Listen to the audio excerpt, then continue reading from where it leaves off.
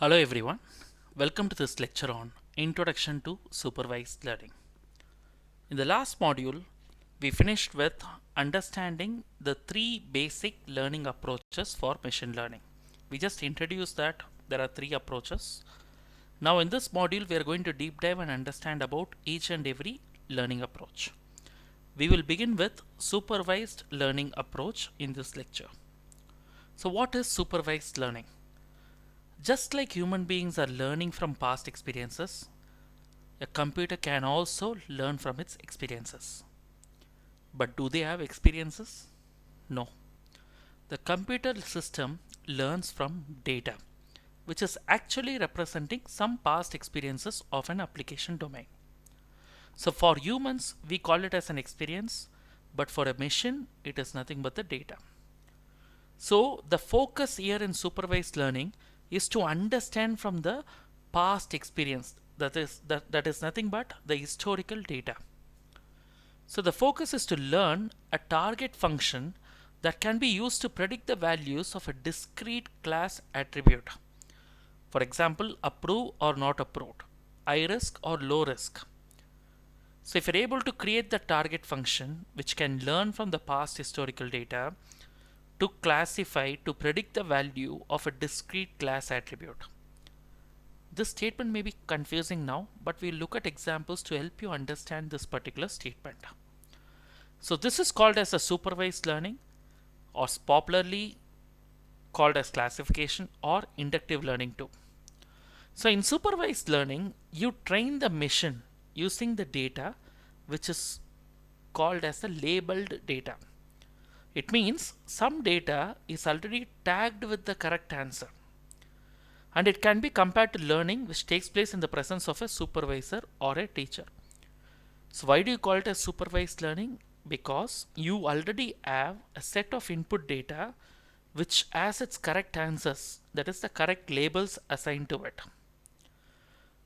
So in the machine learning example, when we are discussing about it, we are discussing about how certain input like x equal to 1, y equal to 2, x equal to 2, y equal to 4.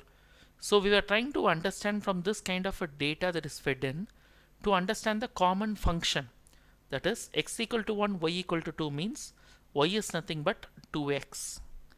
So this is the interpretation that you are trying to form with the help of the data that is being shared across, that is x equal to 1 and y equal to 2, whereas x equal to the input, y is nothing but the corresponding output. This is what we call it as a labeled data. So we have the correct answer for some of the data points which are used as input, and based on this input you are trying to find out a discrete function, a target function which can actually predict the output for any new input that comes in. So supervised learning algorithms learn from the labeled training data which helps you to predict outcomes for unforeseen data. So here the human acts as the teacher where we feed the computer with training data containing the input or the predictors. We show it the correct answers, and from this data the computer should be able to learn the patterns. Supervised learning algorithms try to model the relationship and the dependencies between the target prediction output and the input features such that we can predict the output value for new data based on those relationships which it learned from the previous data set. This statement is very important. So what you are trying to do is, with the help of the data that has been fed in as input, that is nothing but the historical data, you are actually trying to understand the relationship between the input and the output in the historical data. And this relationship will actually help you to come up with a activation function or a target function which will actually help you to predict the output for any new input that is fed in. So supervised learning is the machine learning task of determining a function from the label data. So from the historical data which is actually labeled, you are trying to determine a function. So that is called as a supervised learning. For example, in a machine learning algorithm that detects if a post is spam or not. This is a very common example, right? You would have seen it in your Gmail inbox or any mail inbox. How does the computer identify which one is a spam, which one is not? How is it able to send certain mails to the spam folder? It is happening because the training data set that is available actually has a bunch of mails which are categorized as spam and non-spam. And the supervised learning approach actually tries to find the relationship between the mail and its contents and the label spam or not spam. So tomorrow when a new mail comes in, looking at the contents, the model will be able to predict whether it is a spam or not a spam. This is how the supervised learning approach works. So all it is trying to do is infer data from the label data, infer a function, and then use this function on new examples. Okay. Since the algorithm receives a data set as input that already has the correct answer, you call it as a supervised learning approach. And the training that happens on this historical data continues until the algorithm outputs information within the desired accuracy range. The accuracy comes into picture because we are talking about prediction. It is not the conventional model whereby there is a input which is processed and then the output is there, and every time the output is predicted 100% correctly, because it goes through the model where there is no complication. But here we are applying statistical probabilistic models which will give you an output with certain percentage of accuracy. And our goal is to keep training the model with more and more data so that the output accuracy improves over a period of time. Some of the commonly used supervised learning algorithms are support vector machines, linear regression, logistic regression, nearest neighbors, and neural networks. They are also used in situations where historical data predicts likely future events. That is something which is more important. Regarding algorithms, we will cover this in detail in the upcoming lectures. So let's deep dive and understand how supervised machine learning works. This is a very popular image you will find when you search for supervised learning. This can be used to help you understand how exactly the supervised learning works. So you have an input raw data which is like this, and you are passing it to a machine learning model. So what is it doing? From the data that is available, which is used as the training data set. So with the help of a supervisor is nothing but a human who is actually doing a classification, understanding the training data set better, and he tries to build a model out of it. And this model, you keep on improvising it based on the data set improvement. Better the quality of the data set, better the model. More the quality data set, better the accuracy of the model. Better the understanding of the variables that are there in the data, better the model. That's how you improvise the model. And this algorithm, you are processing it for any new input that comes in. And whenever a new input comes in, you are able to classify them correctly as either this one or this one or this one. This is multi-classification output that comes in. So from the input raw data, how the whole process happens to the output data. This is where the supervised learning comes into picture.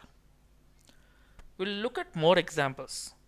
So the most popular example in the machine learning world is the identification of whether an animal, whether it is a cat or a dog. So let's take it step by step to make you understand better what the supervised machine learning algorithm is. Step 1. Provide the machine learning algorithm categorized or labeled input and output data to learn. Like for example, here you are saying that these are the images of cats. You are giving certain images of cats and you are saying that these are the images of cats. Machine, please note. So you are clearly labeling them as cats. Now this one, the step 2, when it goes into the step 2, you are feeding the machine new unlabeled information to see if it tags new data appropriately. If not, continue refining the algorithm. Now look at the images that are being passed as input in the step 2. There is one cat. The second one, whether it is a cat or a dog, it's confusing, but the machine can easily identify it from the past data that it is a cat. The third one, it's a dog very clearly. correct? So, but since it's a single classification unit, we are just classifying it as cat or not cat. That is binary classification. So you're passing in this new data of 3 images to the machine. It has a model already built in with the help of the data that is shared in step 1. Now when the new data is fed in, it tries to take each image and tries to compare it with the pattern it has observed in the step 1. And then it classifies correctly that the first 2 images belong to cat, so they're labeled as cats with a certain accuracy, saying that based on my understanding of the model that has come from step 1, this is the accuracy with which I can say that this particular image belongs to a cat. And then it classifies rest of the images as not cats. I hope you are able to understand the difference here. So this is a classic classification problem. Now what kind of problems that are generally suited in the supervised machine learning algorithms? The first one is the classification. You are sorting items into categories. The second one is the regression, where you are identifying real values like dollars, weights, etc. The most popular example of regression is how do you predict the sales? Doing a sales forecast based on the past historical data of sales. We will understand this further, don't worry. So I'll give you one more example. Just like cats and dogs, we'll take one more example to help you clearly demarcate and understand what is supervised learning approach. You want to train a machine, let's say, to help you predict how long it will take you to drive home from your workplace. Here actually you are starting by creating a set of label data. The data would include weather conditions, time of the day, holidays, because these are the things which will actually help you to understand how much time you will take, right? For example, I am in Bangalore. If I say that I have to understand how much time would it take from point A to point B, I will look at the weather, whether it is raining or not, whether it is the peak traffic time, whether it is an holiday. So all these factors I would consider. So these are the inputs that I would take. The output is actually the amount of time it may take to drive back home on that specific day.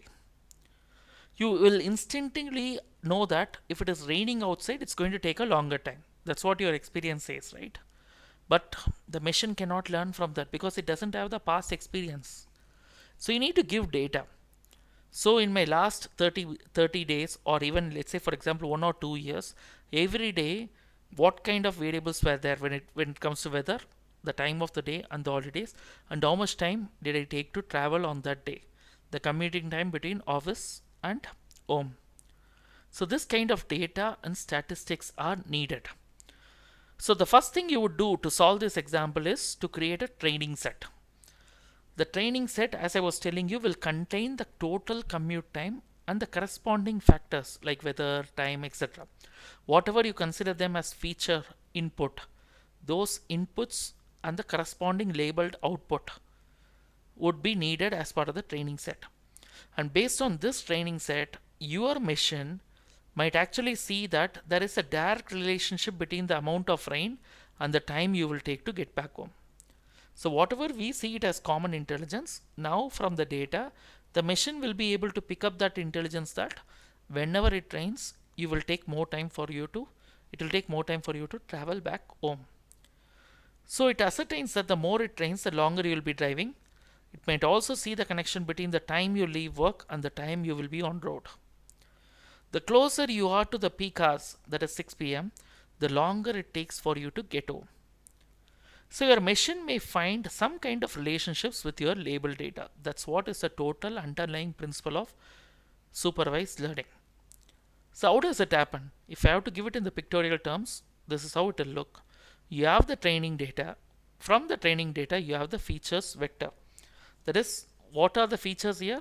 The weather, the time you start, and the holiday or not, the weekday or the holiday or the weekend. So these factors play a role.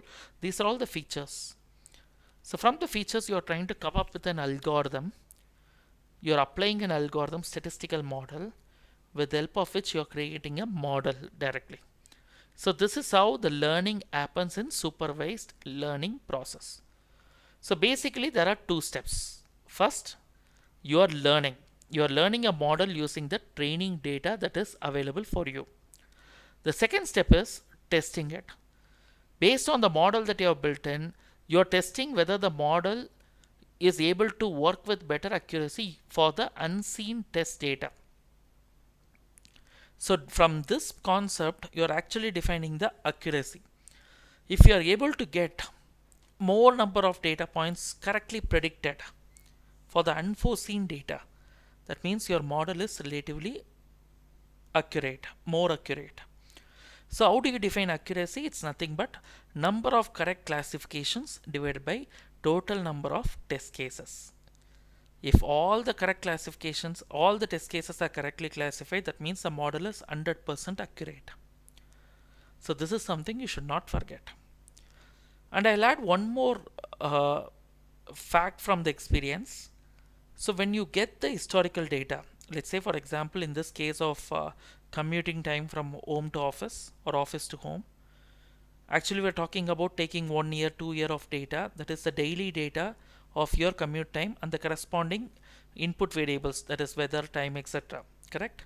When I take 1 year of data, ideally I will split them into 70-30 ratio. Generally that is the market principle. So 70% of the data I will consider it as a training data, and 30% I will use it for validation, that is for testing whether my model is working fine. So with 70% data, I will run it smoothly and find out what would be the right model. And once I get the right model after a lot of learning processes, learning iterations, then I give that model to test the data. So I will pass the rest 30% data, which is already labeled as with the correct input and output. Now you are going to pass that input to the model to see whether you are getting the same output as it is given in the historical data. If you get it with better accuracy, that means your model is working fine. If not, then you have to keep refining the model till it becomes more accurate. So this is what is called as a supervised learning process. So this is just an introduction session. We will deep dive and understand better about the types of supervised algorithms, supervised learning approach, so that with more examples, the concept of supervised learning approach will become clearer in your mind. Thank you very much for your time today.